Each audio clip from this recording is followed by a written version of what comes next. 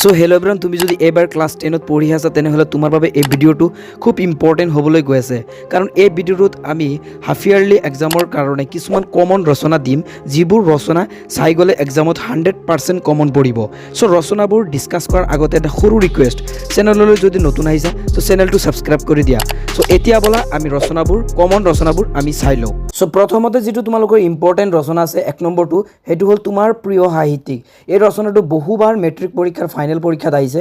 চ' এই ৰচনাটো মানে most important বুলিয়ে ক'ব পাৰি। তোমালোকৰ হাফ ইয়াৰলি এক্সামৰ কাৰণে এইটো 1 নম্বৰ ইম্পৰ্টেণ্ট হ'ব, এইটো যে তোমাৰ প্ৰিয় সাহিত্যিক। তাৰপিছত 2 নম্বৰ ইম্পৰ্টেণ্ট তোমাৰ প্ৰিয় গ্ৰন্থ। ঠিক আছে, তোমাৰ প্ৰিয় গ্ৰন্থটো তোমালোকে চাবা, এইটো মষ্ট ইম্পৰ্টেণ্ট হয় তোমালোকৰ কাৰণে। তোমালোকে এই যিটো তোমালোকৰ আছে তোমাৰ প্ৰিয় গ্ৰন্থ, এইটো চাবা।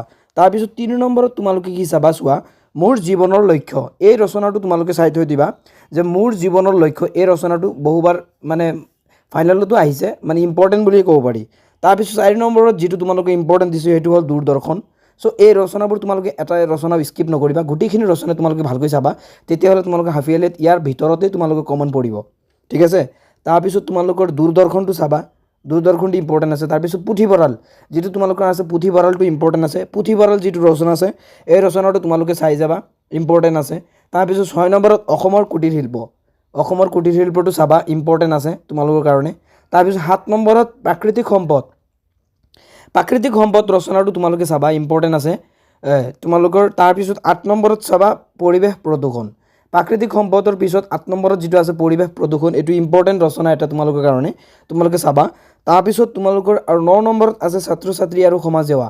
ঠিক আছে, ছাত্ৰ ছাত্ৰী আৰু সমাজ সেৱা, এই ৰচনাটো তোমালোকে চাই যাবা। এতিয়া কথাটো হ'ল কি, ইম্পৰ্টেণ্ট বুলি কৈ মই 9টা ৰচনা দিছোঁ এই ভিডিঅ'টোত। তোমালোকে চাগে এই কথাটো ভাবি আছা যে 9টা ৰচনা কেতিয়াও ইম্পৰ্টেণ্ট নহয়। এতিয়া চোৱা, কোনো চেনেলে ডাইৰেক্টলি কমন দিব নোৱাৰে। এনেকুৱা চেনেল তোমালোকে ইউটিউবত বিচাৰি নাপাবা যে কি 100% কমন দিব বুলি এইটো আহিবই, এনেকুৱা নহয়। হয়তো সেই চেনেলটোৱে এনেকুৱা ক'ব পাৰে যে 5টা দিছোঁ, 5টাৰ ভিতৰত যিকোনো এটা আহিব, এনেকুৱাকৈ কমন দিব পাৰে। যিকোনো এটা কোনো চেনেলে কমন দিব নোৱাৰে। এই কথাটো তোমালোকে ধুনীয়াকৈ মানে এই কথাটো তোমালোকে ক্লিয়াৰ কৰি লোৱা মূৰত, যে কি এটা ৰচনা কেতিয়াও কোনো ৰচনা কমন দিব নোৱাৰে। হয়তো তোমালোকে এনেকুৱাকৈ দিব পাৰে যে মই 5টা দিছোঁ, 5টাৰ ভিতৰত যিকোনো এটা আহিব, হয় এনেকুৱা দিব পাৰে ৰচনা মানে কমন, কিন্তু ডাইৰেক্টলি এটা ৰচনা কোনেও কমন দিব নোৱাৰে। সেইকাৰণে মই এই ভিডিঅ'টো তোমালোকক মই 9টা ৰচনা দিছোঁ, এই 9টাৰ ভিতৰত যিকোনো এটা তোমালোকৰ হাফ ইয়াৰলি এক্সামত কমন পৰিব। চ' এনেকুৱাকৈ তোমালোকে কমন পঢ়িবা, তেতিয়াহে তোমালোকে কমন পৰিব। ডাইৰেক্টলি এটা ৰচনা পঢ়ি তোমালোকে কোনো চেনেলৰ ওপৰত বিশ্বাস কৰি মানে এক্সামত নাযাবা, তেতিয়া কিন্তু সেই ৰচনাটো নাহিব। সেই তোমাৰ যদি নাহে তেতিয়াহ'লে বেলেগ ৰচনা তোমালোকে টাচ কৰিব নোৱাৰা। সেইকাৰণে তোমালোকে 9টামান চাই যাবা, ইয়াৰ ভিতৰত যিকোনো এটা আহিব। ঠিক আছে, মানে ইয়াৰ ভিতৰত যদি 9টা চাব নোৱাৰে, 9টা যদি তোমালোকে বেছি টান লাগিছে, চ' এইখিনি বেছি ইম্পৰ্টেণ্ট। তোমাৰ প্ৰিয় সাহিত্যিক, তোমাৰ প্ৰিয় গ্ৰন্থ, এইবিলাক মষ্ট ইম্পৰ্টেণ্ট তোমালোকৰ কাৰণে। তাৰপিছত প্ৰাকৃতিক সম্পদ, পৰিৱেশ প্ৰদূষণ, এইবিলাক ভেৰি ইম্পৰ্টেণ্ট, এইবিলাক চাই যাবা। অসমৰ কুটিৰ শিল্পটো চাই যাবা। ঠিক আছে, দূৰদৰ্শন পুথিভঁৰালটো ইমান ইম্পৰ্টেণ্ট নহয়, চ' সেইটো পিছত চালে হ'ব। আৰু যদি ৰিস্ক ল'ব নোখোজা তেনেহ'লে 9টা ধৰিয়ে চাই যাবা।